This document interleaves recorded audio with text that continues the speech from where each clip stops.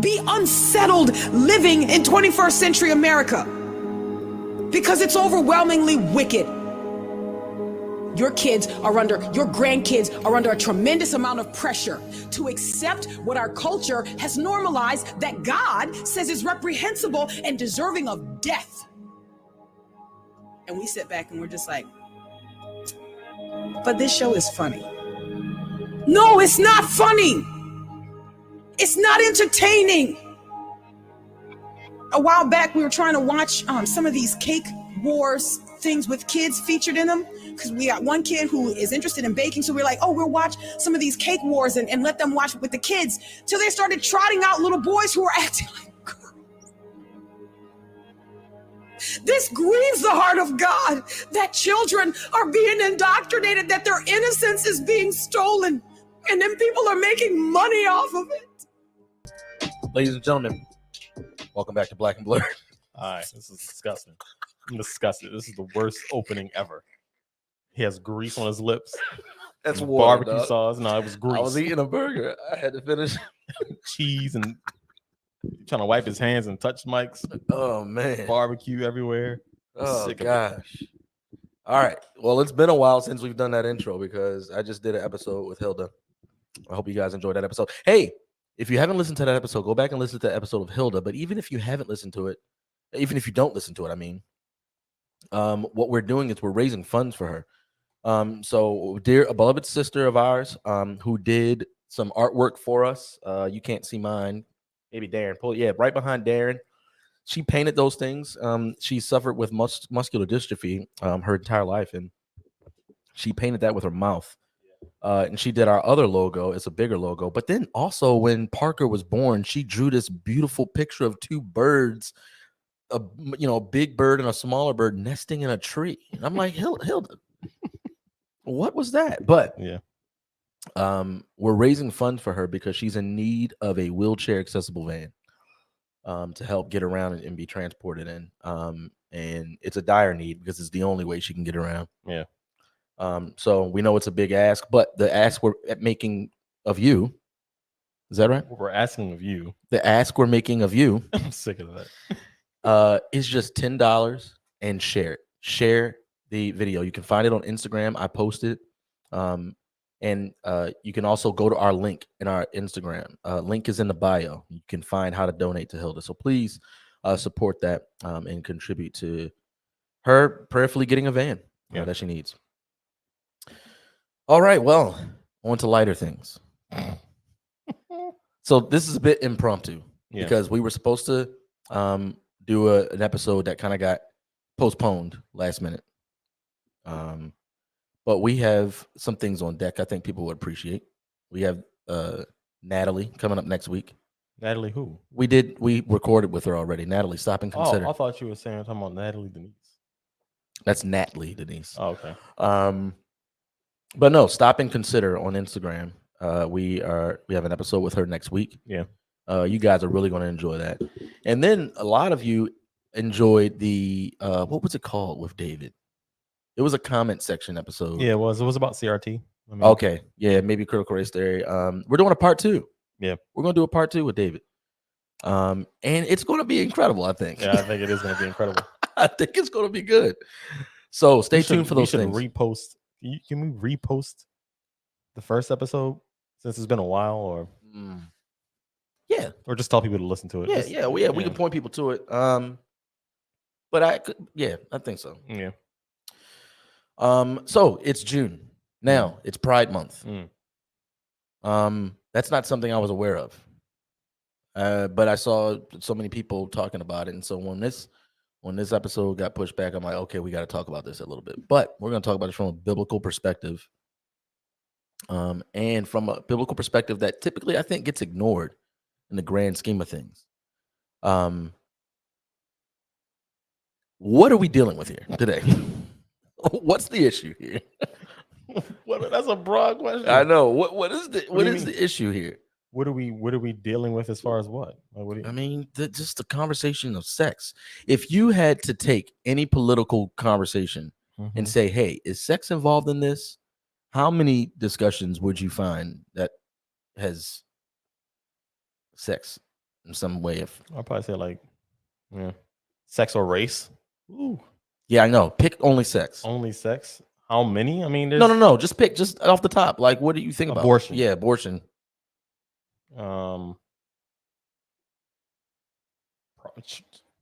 LGBTQ, all of it. Yeah, I mean, yeah, it yeah, yeah. infiltrates Homosexual- everything. Yeah, Though. yeah.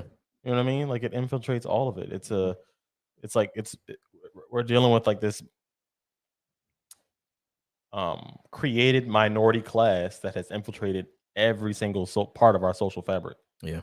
So it's in the education system where our kids are being taught by teachers, and all teachers are like, "Oh, I want to be a teacher, but I also want to be your kid's LGBTQ teacher." Yeah, right. Right. So it's everywhere we look. I mean, there's a lot of issues. I mean, there's overlap. But yeah, homosexuality, transgender, Yeah. being involved, sex, marriage in Yeah. general, abortion. I think abortion sex is overlooked. It's like the part that doesn't happen. Like I think we're following the stork rule here. Yeah. A stork drops a baby off to a woman and she goes, "What? I don't want this. I didn't ask for this." Yeah. We skipped the sex part. Right. Meanwhile, it happens. Interesting thing, since we're talking about abortion right now, Margaret Sanger was but like a nymphomaniac. Yeah. She left her husband because she didn't believe in the boundaries of marriage. That's going to be addressed today.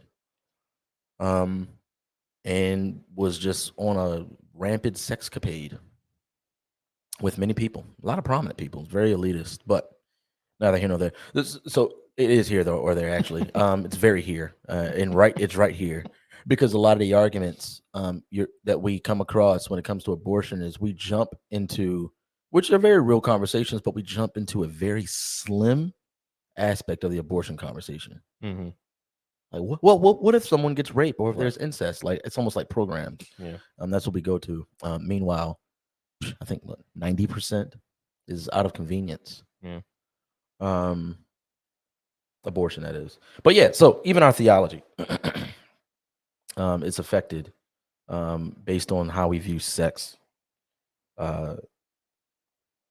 Because you have people who are in love with the world, yet they still profess to be Christian. And I think sex has a lot to do with that, right? The way that we view sex, people don't want to be mean. They don't want to be, the evil Christian.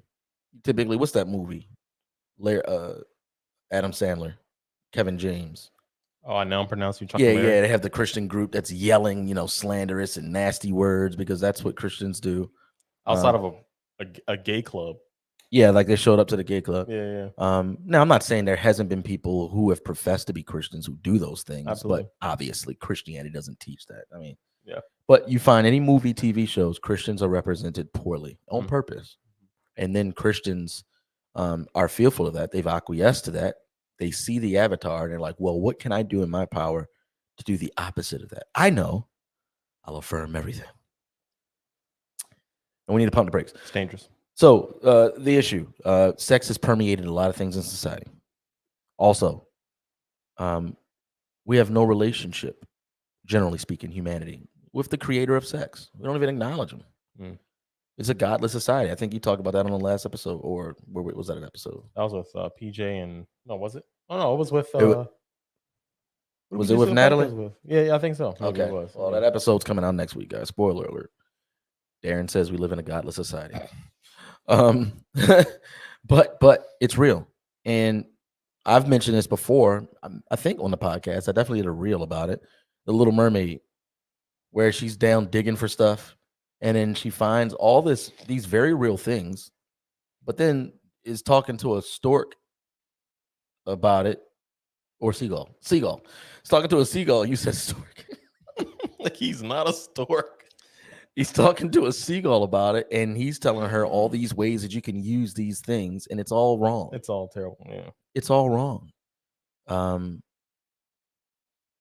But they have use. Yeah. One's a fork, one's a pipe. and a bunch of other stuff. And you know, she's combing her hair with a fork, and I forget what they were doing with the pipe. Yeah, I don't know what that was. I forget what it was called, but yeah, it's still wrong.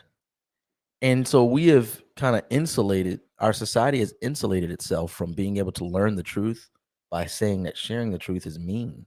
Mm-hmm. So it's so crazy. But the reason she's using and she's getting faulty instruction from this seagull is because none of them, the mermaid or the bird, have a relationship with the ones who made the things they have. Right. They don't know any human beings. They don't, so therefore they don't know what a fork is. And I think we talk about sex, and I think people respond so flippantly to it, so matter of factly to it, or it's like a no conversation. You don't talk about it at all. Meanwhile, we have to have a conversation. I mean, look at, dude, this conversation of sex and homosexuality has been going on for a long time. But just think about the different conversations today. I mean, we were just talking about one with that thing you were watching. What was I watching? With Matt Walsh. Okay. I mean, just think about the conversation of gender. Well, yeah, I mean, it's all warped. I mean, it's apparently it's a deep conversation. I know, like, I try to force I mean, how do you get more deep? How do you do that? So I had a thought before you brought that up, as well. But I was at KJ. KJ was on one of our episodes. Can't remember. Every pastor is scandalous. Every pastor is scandalous. Yeah. So I was at his church this past Sunday, and he preached on sex, and he mentioned the same thing you mentioned. But he was talking about how, as a church, we don't talk about it enough. Yeah. And he was just telling people, "Hey, man, I hope you don't take your kids out of here, because they're gonna hear about sex. I'd rather them hear about it here." Mm-hmm. And he was saying that 55% of people in church believe that casual sex, is okay. Okay. And he said, 89% of people just in the world believe that casual sex is okay. And he said, we're at a point now where we are out of touch with the purpose of sex. Yeah. That's it? That's it. The end. Yeah. It was just basically that's what he preached on. Yeah. No, we most certainly are. And more, and this is why it's important for Christians to, like, I hate to have it. Yeah, I'm not going to go that far into it, but I think we talk too much about what it means to be nice and kind and compassionate, because now the world is getting to define that. The world gets to define what's kind and compassionate. Nice, I think, is make believe. It doesn't exist. I don't know what nice is. Nice doesn't necessarily mean it's good. Right. You know, if the house is on fire and Talani is asleep upstairs and I'm dragging her down the steps, she's bumping her head. Obviously, that's not nice. I'm gonna do it anyway. You know, like that. So I don't know what that really means. You know, there's kindness, there's compassion, there's sympathy. And for the Christian, and that's and that just gets conflated with how we treat individuals. Yeah. Stating something as an absolute truth is very different from how a Christian should relate to people on an individual basis. Right. I'm not going to snatch a transgender like, this is wrong. You're going to hell if you keep going this way. Like, nah, I mean, the truth is the sexually immoral will not enter the kingdom of heaven. Yeah, right. Just one of the many things listed. Yeah, right. But if I'm talking to someone person to person, which like we all have, right, at some point, it doesn't sound like that. Yeah. It doesn't look like that. Doesn't feel like that. And then also sometimes it does. Sometimes it can. Yeah, sometimes it can. And it doesn't mean that you ignore what's true. Yeah. The fact of the matter is, if we believe that Jesus is true, and that's the thing, that we don't like controversy. Yeah. And the truth is controversial. The truth is controversial. So what do? We run away from the truth. Yeah. As the church. Yeah. What do we have after that? Nothing. The gripes that people have, even with Christianity, is in the context of sex, is like, oh, is a God so petty that he cares what I do with my body? He's so loving that he cares what you do with your body. Yeah. And your body is so significant.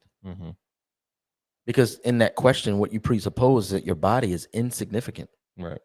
It's not. Our bodies are significant. And we're going to look at that a little bit.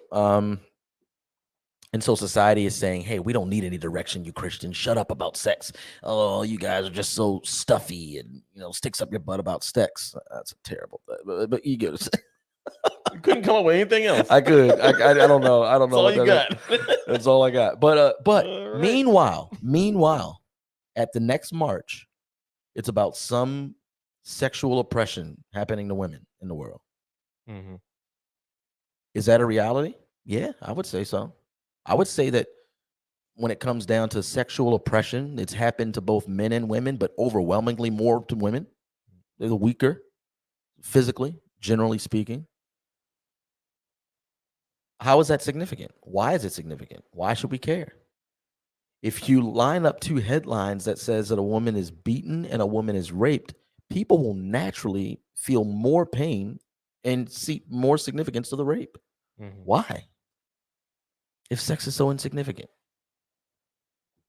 Why? Why is rape a crime if sex is a Yeah. It's true. Well, they would say it's assault.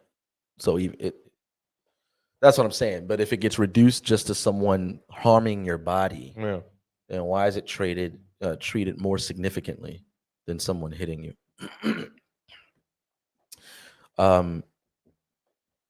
Yeah, it's caused so much pain and destruction in the history of the world. Yet here we are today in 2022, knowing and still with different rally cries of what sex has done and Me Too and all that stuff. And the answer is open the floodgates. More sex. Open the floodgates. Everything's sex. 10-year-olds or 9-year-olds. Let's teach them that. Let's raise them up. Let's raise them up, and then let's put them in the laps of old men. Yeah. And people think that might be a stretch. But this is just what it's been. I mentioned Margaret Sanger. You have opening the floodgates through, this free from consequence type of living. This sexual liberation that happened, especially with second wave feminism. Mm-hmm. Feminism. I believe it was a third wave where they're like, get rid of the bras or something like that, right? I don't know. It's just it's nasty. That was a very small group of. Yeah, I know. So that wasn't. Yeah. That's true. It's like in New York or something. That's it. And so you have consequent free sex, right? I think turn of the century. And you have homosexual sex. Now, these things aren't being created at this time, but they're being acknowledged, right? They're being promulgated. And monkeypox. Yeah. Oh gosh. And the consequent free sex destroyed marriages. Right. It destroyed the very view of what a marriage is and the significance of it, and that just continued to cripple down. Homosexual sex already had the foundation of destroyed marriages, but it added to it more types of diseases, stagnant families. Mm-hmm. Then you have transsexual sex, which kind of just like smacks homosexuality and everything else in the face because it's so confusing and contrary. Yeah.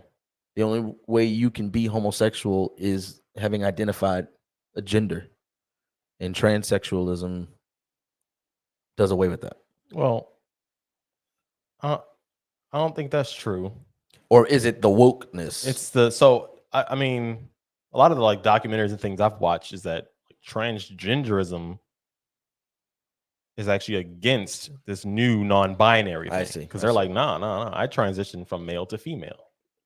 I had to be a gender to transition to a gender. It's the non-binary people that are throwing a monkey wrench in that are like, wait, what? Yeah. And they call themselves transgender, but they're non-binary. It's like, well, that doesn't make sense. A lot of it, all of it's lostness, but that one really makes no sense. Yeah, the non-binary. Yeah, that doesn't make any sense. I know. Yeah. And then finally, transgenerational sex, pederasty, pedophilia. What's pederasty? Relationships between older men and younger boys. But these things aren't new. None of them. No. society fully recognizing it, a Christian society fully recognizing it, is new, I would say. And you know, kind of silent on it, really. Now we're on a way out, if not already out, from being a Christian society. This is a post-Christian society, very small, but once pedophilia, or I'm sorry, minor attracted persons, once that enters into the realm, then I mean, it's going to be fast. It's going to be fast. I mean, and then you're going to be seeing people who want rights to be able to have sex with their farm animals. You know how crazy that sounds? It sounds as crazy as transgenderism did 50 years ago. Right. Or as it still does some other cultures. Yeah, to other cultures. Yeah, right. Because that's what you brought up in the Matt Walsh thing. So we have all this around us. We have all this swirling around us, and then we have Christians fighting other Christians. Like, hey, like, is it just me? I don't know. Tell me. Do Christians seem more bold opposing other Christians? Yes. Yes. Than non-Christians? Yeah. Yeah. And not even opposing. I would say, give an example of a believer who's just enjoying a nice book and having a coffee, and then there's someone else having a coffee, and maybe they're reading a book about, I don't know, how politics will save the world, and whatever. Just softball to give them, be like, man, that's an interesting book. I'd love, like, what are your thoughts about that? What are you reading? What does it say? Just be able to have a conversation and talk faith. Doesn't even have to be a controversial thing, or like from the jump, it doesn't have to be very tense, Tyler Perry like. It's just a conversation that takes trust in the Lord. It takes courage, but it's your faith, it's your life, and you're sharing it with people. Juxtapose that with approaching a brother and sister and saying, you know what, you're unloving. They would choose the unloving thing. Yeah. They would rather have that conversation via social media, of course. Yeah. But it's never like it's passive or some type of way, but rather than us kind of linking arms and seeing each other as siblings and hitting the world with light together, that's been bothering me a bit. But I think that happens because I think, like what you said, KJ said, there's not a good biblical understanding of sex, just in general. Not a good biblical understanding of sex. You had purity culture. We had a friend who was like part of that. Remember, because purity culture, you had to get like a ring, a purity ring. Yeah, I'm so sad that you can't say it. I know. Can't say who it is, but that one misses me. But it was more vast than like a small narrow thing, right? Purity culture, was that at your church? A little bit. Okay. So it's like, it's more so, hey, sex, bad. You're not married. Bad. Right. Bad sex. Wait till you get married. To the point where, oh man, I keep forgetting this guy's name. Yeah. But yeah, there was a guy who wrote a book at Covenant Life called I Kissed Dating Goodbye. And he basically is like, we shouldn't date anymore because dating leads to like, intimate actions, kissing and stuff like that. And that leads to more stuff. Now, I'm not completely against that type of thinking. But he was like 20. I just don't get that. I don't understand. But yeah, someone should have stepped in and be like, you know what, you're on the right track, but how about we put some wisdom on this thing? Yeah. But it was like, sex bad, and this thing I'm doing is leading to sex. So cut it all off. Do away with it and stay away from the boogie monster, sex. Meanwhile, there isn't one thing God has created, we've had this conversation, that isn't good. Right. But when it's swelled to the main thing, it's dangerous. Yeah. So purity culture, sex is bad, katui, yucky. Don't do it. Or You have the reality that you mentioned with KJ, the stat he gave, where it's this licentious culture that's like, look, I mean, I get it. We're probably supposed to be married, but sex is still beautiful, and there's good stuff in sex. And majority of those people get their cues about sex from the culture, Right. from the world, because it's all around you. Mhm. It's all around you. And it's kind of like this belief that when Christians get their hands on the conversation, they're gonna stifle it, and it gets all old and boring because people's view about sex comes from Hollywood. Yeah. And then those same views walk with them into their marriage, and then their spouse becomes a disappointment to them. They're disillusioned because their view about sex comes from the dudes behind the camera. So how should we view it? Have you heard people talk about sex being fire? Being fire? Yeah, No. sex is like fire. Frank Turk says a lot. I think Mike Winger even actually had a video on this, and I like it. I like it. It's like sex is a fire, and that fire isn't inherently bad, No. right? But it has boundaries, Right. and when it is removed from its boundaries, it's dangerous. It's like you put it in a fireplace and it warms you. The fireplace and the boundaries is marriage. You take it out of the fireplace and it can burn the house down to the ground. It can burn the house down to the ground. Sex has been abused for a long time, since the beginning. There was this statement made in the Baker Encyclopedia on sex by Walter Elwell. And he said, unlike some religious and philosophical systems, the Bible takes a very positive view of human sexuality. According to the Old Testament's account of creation, it was God himself who made people sexual beings. Being male or female is part of what it means to be created in the image of God. Above everything else, therefore, sexuality is a precious aspect of what a person is, not merely a description of what he or she does. And I'm on board with that. I'm on board with that. Obviously, it's only seen as a positive view if you understand sex. That's the thing. Like anybody who's not a Christian says, "Well, the Bible has a positive view on sex." I doubt it.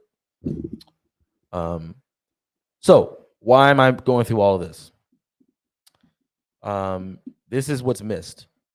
If you had to think about sitting down and listening to a conversation on sex in a sermon or in a church teaching or something like that, what are some things you would either want to hear but discussed, or that you have been a part of and didn't hear discussed? I'll think about that a little bit. I mean, I would think, like, going back to like the dating thing.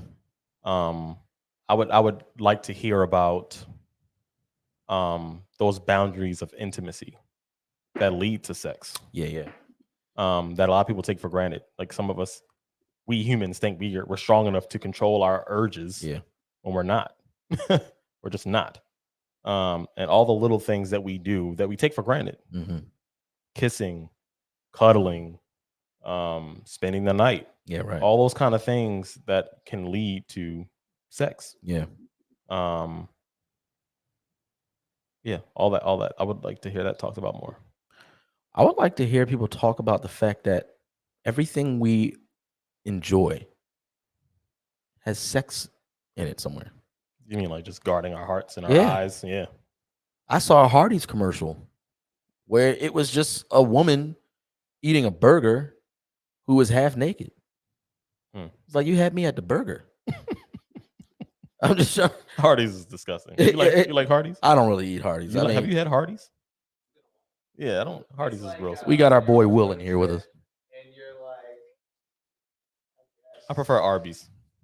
Oh, Arby's is significantly better. Yeah. And this was like Hardee's Jr. too, or something like that. Yeah. Well, that's what it's called, right? No, I think they were Carl's Jr. Oh, Carl's Jr. That's what it was. Yeah. But yeah, it's everywhere. And so not only that, guarding your heart, like pornography is an actual issue. It's accessible, but once upon a time you had to work hard to get access to it. But now, I mean, Any electronic device accesses it. Mm-hmm. It's everywhere. And it's kind of like we deal with it where it's like, oh, if someone is struggling with porn, then we have to deal with that very seriously. Yeah. It's like, wait, why aren't we attacking this? Yeah, I know. Why don't we talk about this? Yeah. We want to rid our lives of sin, like greed, anger, pornography. He said it just gets slipped into sermons and stuff. Every guy in the room kind of lowers his gaze. Yeah. It's not dealt with. It's very wild how for so long there are these things right in our face. Yeah. And there's just kind of hesitance to like fight against it. I think about Jesus telling Peter that on this rock, and there's a lot to be said about this passage, but I'm just highlighting this. On this rock, I will build my church, and the gates of hell will not prevail against it. And there is no Greek word against it. Mm-hmm. And so if you take that against it, and I can't think right now, translation out, right? It's just that the gates of hell will not prevail. Now, gates are defensive structures. Right. So the church is on the offense. Mm-hmm. Now, it's not a violent bloodbath. That's Jesus in Revelation 19. But for us, it's violence against the darkness, though. Right. It's violence against the darkness. And we're very passive about how we deal with that. And we're worried about people being mean. And it's like, whoa, wait a second. Like, porn is mean. Yeah. You know what I mean? Rape is mean. Right. We're just trying to shine light on what these things are. Do you think that a man who rapes a woman doesn't first objectify her? Right. That's all porn is. Yeah. So the reality is this, like, sex is a good thing. This idea of the garden and Adam and Eve in the garden, it's shameless, right? There's no embarrassment. There's freedom in their nakedness. And then that changes and it breaks. But before that, this idea of knowing one another, Adam knew his wife in what it means to for them to have sex. That same language is used of how we know God. And so from a physical standpoint, people are like, bro, that's weird. But that's because we have a very low view of sex. Yeah. It's a spiritual act. Yeah. A spiritual act. So after the brokenness, after we go through after our own wisdom, this is what is said in that same encyclopedia. Nudity became a matter of embarrassment and fear, as men and women eyed each other as sex objects instead of as people with physical differences. On the relational side, trust and tenderness gave way to betrayal and harshness. Here lies the root cause of all discrimination and abuse which fuel modern feminist protests. And procreation was spoiled too, as the marvelous experience of childbirth was marred by unnecessary pain and distress. This is the context in which the Bible's ban on extramarital intercourse should be read. The veto itself is clear. It covers homosexual practice, adultery, and premarital sex. That's a range that often doesn't get looped together. Mm-hmm. If you're going to talk about homosexuality, you talk about it by itself. Now, I get it. It's very rampant in the culture here. But what we're dealing with is something bigger than homosexuality. Homosexuality fits under an umbrella that gets people on the outside of the kingdom. But even the thought of such things as distinct from temptation to think about them is wrong, according to Jesus. So what he highlights there is this grouping of stuff. It's like what was going on and what goes on in our culture. Even when people talk about things like homosexuality or sexual immorality, they give all these pragmatic reasons on why you shouldn't do it. Like, let's take porn, for example. It's like, hey, you shouldn't do that because, this is what it'll do. You won't see your wife the same. And when you finally get married, or you'll objectify women, or if homosexuality, you get diseases, and things like that. Diseases exist. or premarital sex. Diseases exist, or maybe your spouse won't, see you the same because you didn't save yourself. All these pragmatic responses, though none of them are false, but the ultimate Very reason, service level. Yeah. yeah, the ultimate reason on why we should care about our sexuality is missed. Yeah. Because God said this is the way it will be. Right. So, we're about to push through the rest of this, and we're going to read some passages together. The Bible doesn't give any reasons why extramarital sex is bad. It just says it's bad. And I mean, we were just talking about this, but the tree of good and evil, it's really a good and bad, tov and ra. Bad is a wide spectrum of things. Yeah.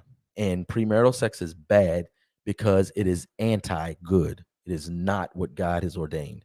It is bad because it is operating outside of its intended purpose. Paul says the body is not made for sexual immorality, 1 Corinthians 6. And so to engage in sexual immorality is to be non-human. Right. Yeah. It's to be unhuman, or move in a way outside of God's will, glory and honor. So sex is good. It was created with boundaries. Boundaries presuppose an authority. Crossing those boundaries usurp that authority. This, when it comes down to the Bible and our understanding of our theology, I think something that never gets talked about. We're going to leap out of sex real quick, even though it's related. How come people don't talk about like these weird passages in Scripture? We've talked about this a bit on the podcast, but like I'm about to read Genesis 6. It's like, how come we don't get taught on Genesis 6? The Nephilim. Right. Yeah. Oh, okay. I thought you. Am I supposed to ask that? Oh, yeah. Well, what's Genesis 6? No. I thought you were looked up. I thought you didn't know what I was talking about. I was trying to figure out when we talked about. You said we talked about this before. Have we? That's what you said. Oh, I thought so. That's why I looked up. Oh, okay. Well, maybe, I don't know. Maybe we haven't. But we have. Let's assume. Yeah, but oh, okay. Yeah, I mean, I think this is extremely significant. Not only that, being able to read your Bible the way it was intended to be read, and that means understanding the original context the writer had in mind. Yeah. That actually makes the things that we value as Christians today more beautiful. Right. And we're missing it. So let's go through this. How are we doing on time? We're gonna get through this. 40 minutes. All right. So turning your Bibles to Genesis 6. Maybe I can pull it up. Should I pull it up on here? Yeah. Okay. Let me know when you're there. Okay. That's wild. Wow. We're good. Okay. So we are at Genesis 6.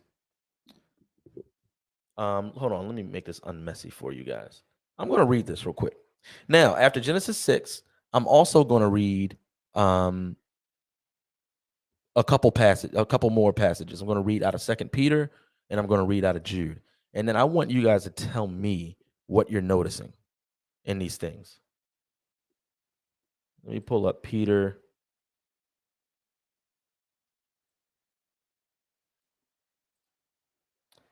And then Jude.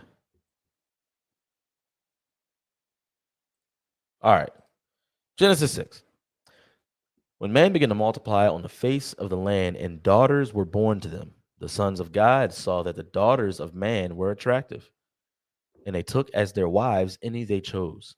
Then the Lord said, my spirit shall not abide in man forever, for he is flesh. His days shall be 120 years. The Nephilim were on the earth in those days, and also afterward, when the sons of God came into the daughters of man, and they bore children to them. These were the mighty men who were of old, the men of renown. So now, the rest of that is important. I'm just not going to read it all. But what happened as a result of that is wickedness on the earth spread like wildfire. Mm-hmm. It spread like wildfire. Now, this is significant because when you talk to a modern day Christian and you say, hey, what is the gospel? then we're talking about, well, God sent his son Jesus to die for our sins. That's Genesis 3. Right. But the first century Jew answering that question of what the Messiah needs to do is the Messiah has to fix Genesis 3, Genesis 6, and Genesis 11. And that's important to help us understand some things. So Genesis 6 is where we are now. Keep that in mind of what we just read. The sons of God came into the daughters of men and bore children, the Nephilim were in Who those are days. the sons of God? The sons of God, well, I mean, I actually, that's the one I was going to try to avoid. Oh, because crap. I'll All right, answer well, it. No, I'll answer it because only because I didn't want to do it It's deep. non-justice. Yeah, Non-justice. you can do a whole episode on it. Well, not only yeah, we could do a whole episode on it, only because people have muddied the waters with extra biblical thinking. Yeah. They've done eisegesis when reading the scriptures. That's reading into the text rather than exegesis, taking out of the text. So let me start with that real quick. And people will say the sons of God. Oh, well, that's Cain. I mean, that's Shem. Mm-hmm. He's the righteous son of Adam and Eve. Right. And then the daughters of man is our daughters or offspring of Cain. So, well, what? Did you get that? Yeah, where'd you get any of that? I'm not going to dive into that on this episode, but I'm telling you, they won't be able to point to that. They won't be able to find it anywhere. Meanwhile, we can pull that right now. Let's look. It's happening. Yeah, I know. Look, just I'm just showing them sons of God. Where are we here? This is the Hebrew you're seeing under this.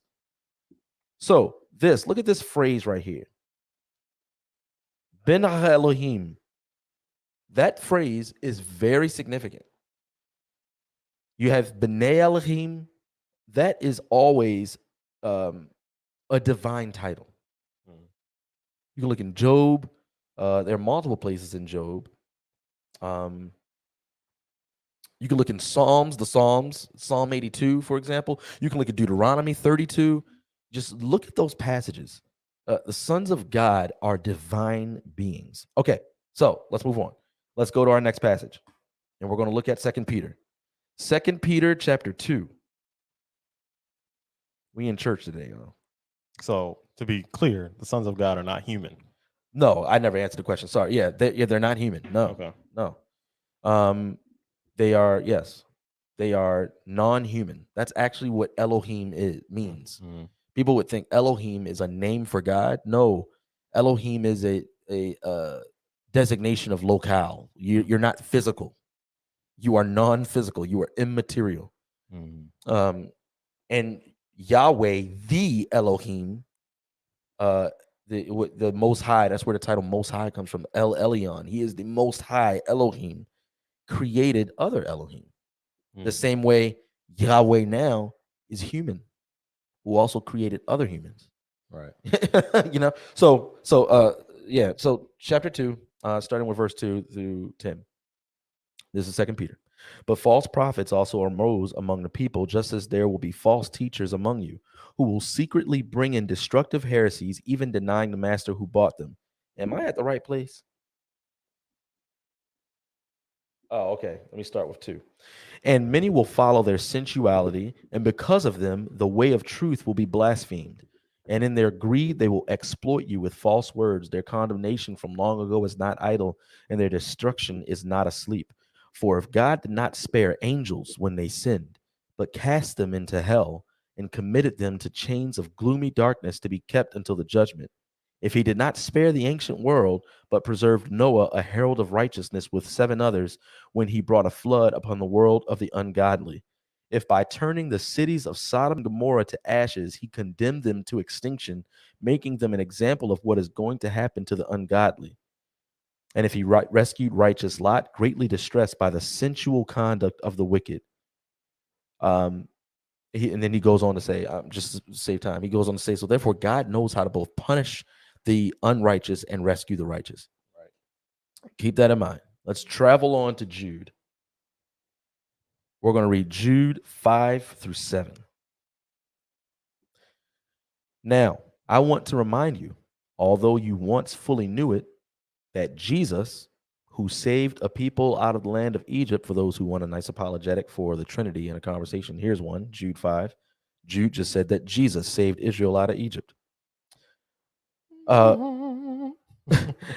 So who saved the people out of Egypt, afterward destroyed those who did not believe. And the angels who did not stay within their own position of authority, but left their proper dwelling, he has kept in eternal chains under gloomy darkness until the judgment of the great day, just as Sodom and Gomorrah and the surrounding cities, which likewise indulged in sexual immorality and pursued unnatural desire, serve as an example by undergoing a punishment of eternal fire. So I'm going to highlight some links in this. Okay. You can go back to us now. Still here? Oh no, No, you can go back to us. I'm going to highlight some links in these passages. One, Peter and Jude are talking about angels. Now, yeah, they're talking about divine beings. And we kind of skip over these things. You know what I mean? Peter said that, for if God did not spare the angels when they sinned, I know many Christians are thinking when they're going through Second Peter, what angels? yeah, what angels you talking about, dog? Yeah. And when are you referring to? Yeah. But everybody's heard the term fallen angel before. And that's traditional, that's cultural. But Peter, they're both referencing this. And they kind of just do it so matter-of-factly. Like, yeah, man, God, he's going to punish the unjust and the unrighteous, because you know about them angels that one time. remember back then? remember back when they got them angels? And it's like, wait a second, what? Yeah. When did that happen? So yes, they're mentioning that, but then also they're mentioning that in conjunction with what else? Both of them, Peter and Jude, mention the angels in conjunction with what else? Do you remember? Sodom and Gomorrah. Yeah. Yeah. Now, what's our overarching understanding of Sodom and Gomorrah? I mean, my understanding is it's a town of sexually immoral people, along with people accepting it, and allowing it, living with it, tolerating it. So that makes them unrighteous as well. So, yeah, that's exactly right. That's exactly right. More, I guess, prevalently is sodomy, where we, but going on there, and so these acts of sexual immorality are taking place. Meanwhile, they keep linking that narrative with what happened in Genesis 6. Now, the link could seem obvious because it's like, well, these divine beings committed an act of sexual immorality against these women, right? They came into the daughters of men and they bore children from them.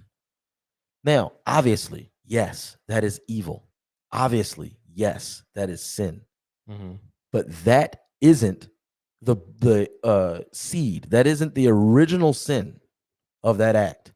That is not what's being highlighted. And I think that Jude highlights it well. I'm going to reread what Jude said. Afterward, Jesus, who saved the people out of the land of Egypt, afterward destroyed those who did not believe. And the angels who did not stay within their own position of authority, but left their proper dwelling. Oh, you died? No, I was just moving it. It was off screen a little bit. But left their proper dwelling. That's significant. The angels did not stay in their own position of authority. Who gave them the position of authority? Yahweh. He gave them where they are to be, and they left that and left the boundaries left the boundaries meant to retain them in the position given to them by Yahweh, and went elsewhere. Right. Now, that elsewhere was sexual immorality, but the big thing is you left the boundary, and that's the heart of sexual immorality. You have left the boundaries given to you by God with your body. The boundary is that sex belongs with marriage between man and woman. That's the boundary. Right. That's why outside of that boundary, all types of dark things happen. Right. But here's what becomes more significant. That boundary is not just a sexual boundary. The boundary is actually more vast and more wide and more significant. As a husband, you have left your boundary if you aren't dying for your wife. Wife, you have left your boundary if you do not submit and respect your husband. So you see how far away we've gone, why our society is where it is now? Because when it comes down to God saying, you are man, you are woman, this is what you will do. And what you will do together will be a representation of my relationship with you. And we're like, man, Right. nah, I don't like that. Or how come he gets to do this and I don't? Or how come she gets to do this and I don't? Which I don't hear that very often. No. I mean, there's not much. And he's like, I wish. Well, we are actually. What are we talking about? Cool. The non-binary thing is that. Oh, We are seeing that. Yeah. But that's the precursor to it. If the boundaries have been removed, that is why all of this is happening now. Obviously, it's all happening because we're sinful and it's a broken world. But the boundary has been removed. And I think the precursor of that is us not finding joy in the boundaries God gave us, just as man and woman. And so since the boundary has been removed, then we're like, all right, well, let's push the envelope. Chop this off for me.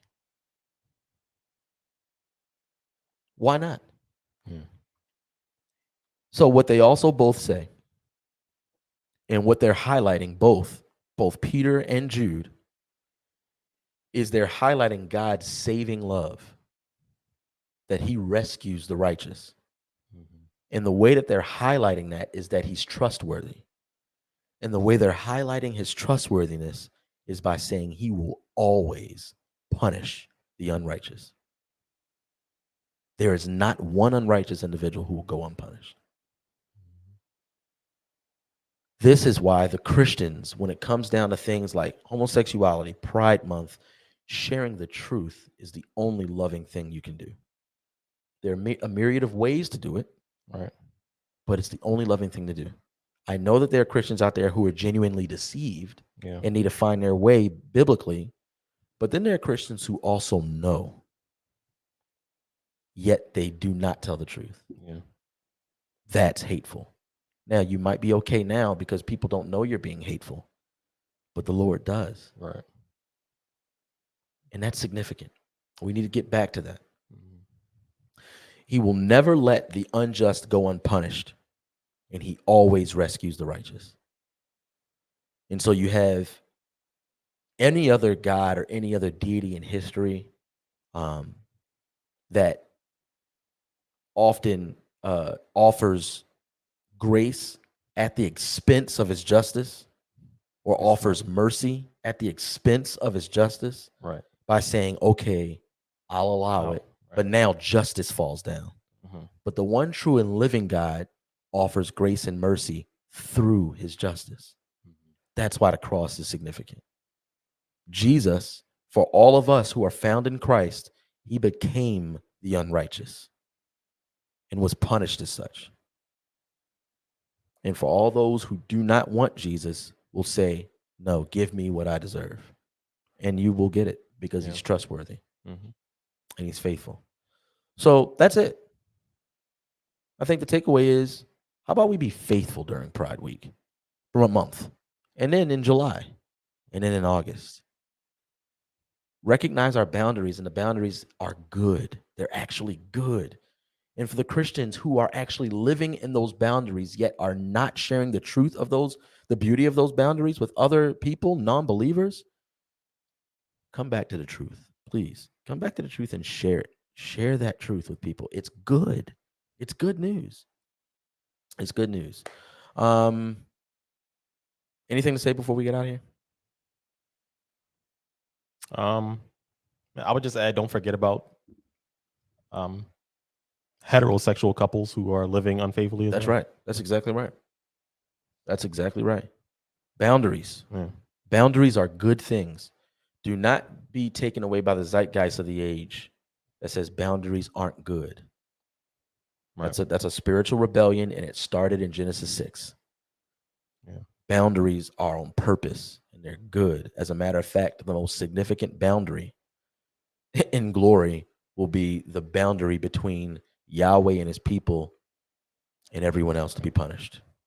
It's nothing. We can't fix it. Yeah, we can't fix Pride it. Pride Month doesn't fix it. It doesn't fix it. Acknowledging people in their sin doesn't fix it. No. This was a cosmic sin against God. Yeah. And it requires a cosmic solution. Man, Bars. I spits. Bars. And if you are homosexual and you happen to be listening to this, we love you enough to tell you the truth. Another aspect of that truth is that the world is lying to you and saying that you are your sexuality. No, you are larger than that. What it means to be a person, male or female, created by God on purpose with intentionality. Mm-hmm. Sexuality is a part of you. But since we were created as sexual beings, there's a purpose to sexuality as well. Right. And even if you don't feel like living in that purpose right now, just ponder on what it means to trust the Lord. You don't have to get your life straight. He does that for us. Trust him. Trust the fact that he lived the perfect life with his life straight for you. Trust the fact that he died in the place of every unrighteous individual. And I promise you, you will begin to look more and more beautiful the way beauty was intended to look. So, guys, stay tuned for the following episodes. It's going to be some good stuff. Leave us some comments. Leave us your thoughts. Share this. And we appreciate you guys for tuning in to this episode of Black and Blurred, where you are guaranteed to hear one of two things: our humble opinion Or the facts. Holler at us.